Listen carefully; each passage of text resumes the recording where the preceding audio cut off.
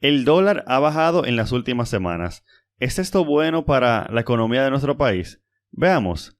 Primero vamos a decir que el dólar ha bajado de 57 pesos como estaba en enero a 55 pesos como está ahora en marzo de 2022. Pero, ¿cómo se determina el precio del dólar?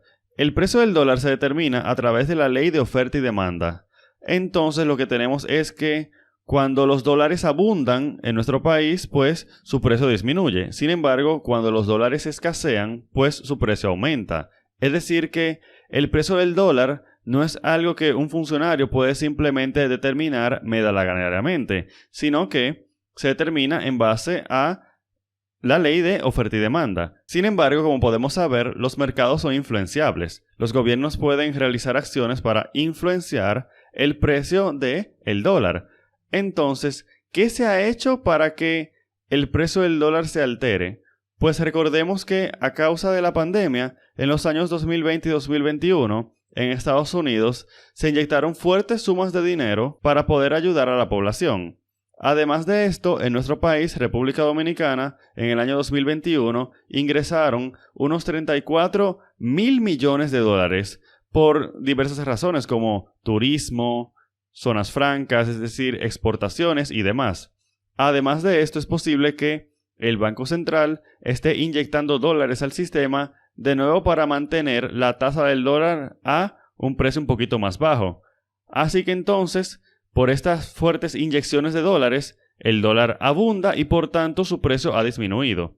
Ahora resta responder la pregunta de si esto es positivo o negativo. Bueno, tiene aspectos positivos, como por ejemplo, podría ayudar a controlar un poco la inflación, además de que puede ayudar a nuestros compatriotas a comprar productos de otros países, porque si el dólar disminuye, si el valor del dólar disminuye, quiere decir que el valor del peso aumenta y por tanto se nos hace más fácil utilizar el peso dominicano para poder comprar productos de otros países. Sin embargo, con el tema de la inflación es importante destacar que no es como que haya una relación determinante entre la tasa de cambio y la inflación. Es decir, que el hecho de que la tasa de cambio baje, que el precio del dólar baje, no quiere decir que automáticamente va a haber una deflación en nuestro país. Es decir, que no quiere decir que los precios de los productos van a disminuir por el simple hecho de que baje el dólar.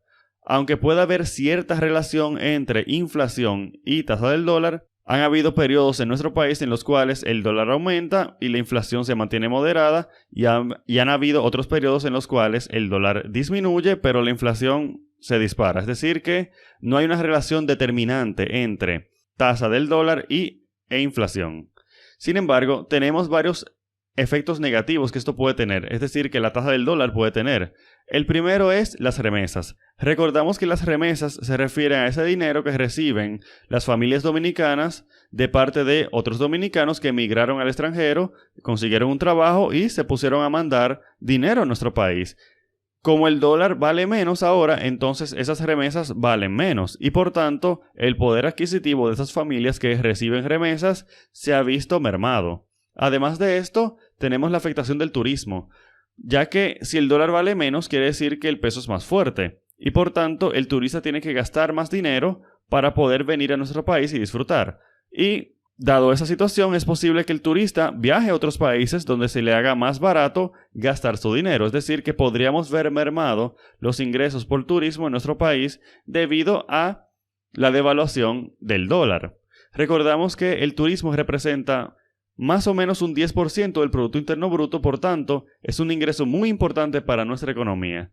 Y finalmente tenemos el caso del comercio internacional, es decir, tenemos el caso de las exportaciones en las cuales los dominicanos venden productos al extranjero.